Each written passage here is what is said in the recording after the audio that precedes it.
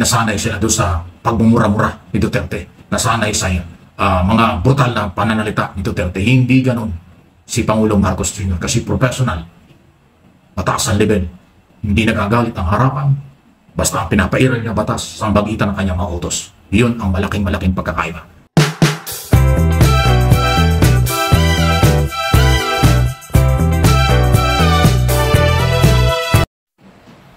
Meron pong 6 ang mauna daw pong kakasuhan na may kinalaman sa flood control scam.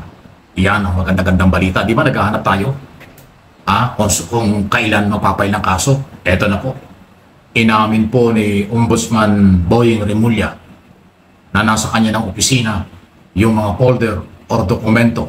Kaya nga kanya sinabi, 6 kaagad ang unang kakasuhan base sa mga testimonya ng mga district engineer kung sino-sino ang dapat na managot. Hindi po binanggit kung sino dahil ayaw niyang pangunahan. Gusto niya, ilalabas niya itong tunay na mga pangalan pag na-file na ang kaso sa Sandigan Bayan. Ang maganda nito, sinasabi ni Ombudsman, nasa folder, ang mga dokumento, nasa kanyang opisina na, for approval na. Ibig sabihin, nagawa na lahat ang dokumento. Kasi yung pagpapile po ng kaso hindi ganun kadali. At saka yung mga dokumento talagang maraming sinisiguradong dokumento. Kaya nga tinatawag niya case build up. Maraming pagdadaan ng tao. Tapos pag dumating sa kanya final at yung kanyang approval, yun ang dadalhin sa Sandigan Bayan. Sino kaya itong 6 na ito? Meron akong idea pero ayaw kong pangunahan. Alam ko po yung trabaho nila. At alam ko rin trabaho ko. Tayo bilang mamamayan, huwag natin pangunahan ng mga otoridad. Hindi ako katulad ng ibang nagbibigay ng pangalan. Tapos hindi naman pala. Mahirap yun. Kasi ito hindi biro.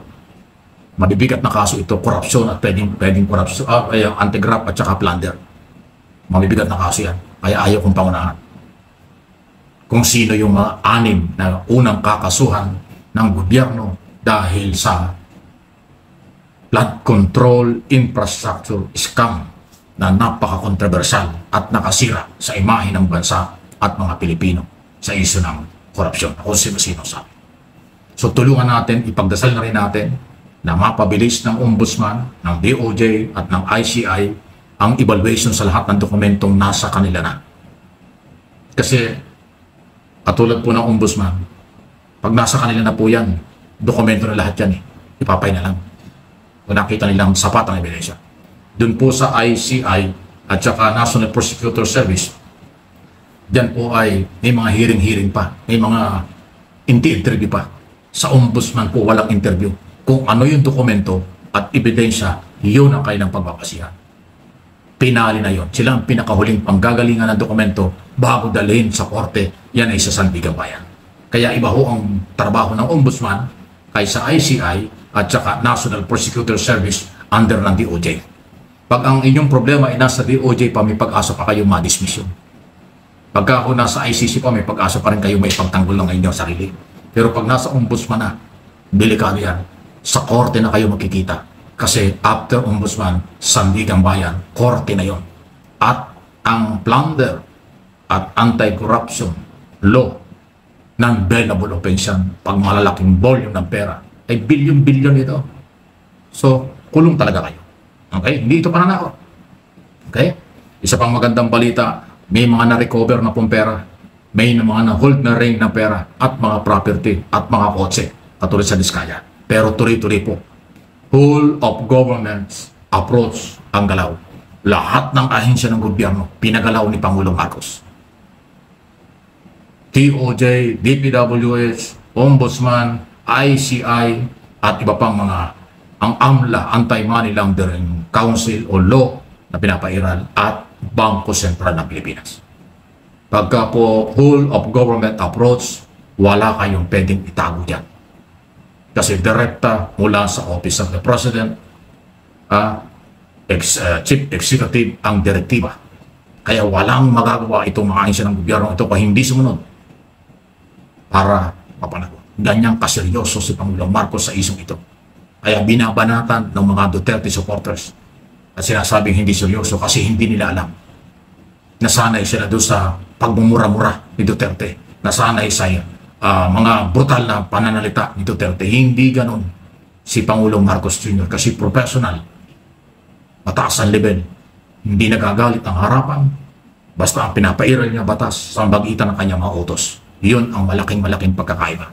May due process, may rule of law, pero mananagot ang dapat managot.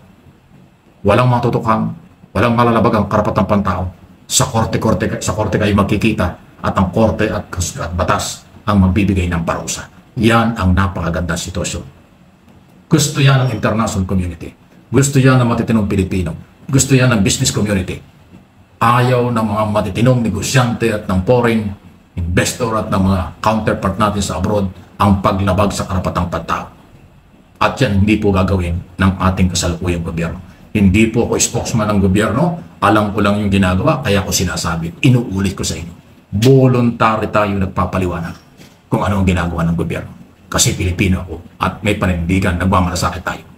Hindi tayo katulad ng iba na pinagtatanggol ay ang lumalabag sa batas. Pinagtatanggol ang abusado sa kapangyarihan. Tayo hindi.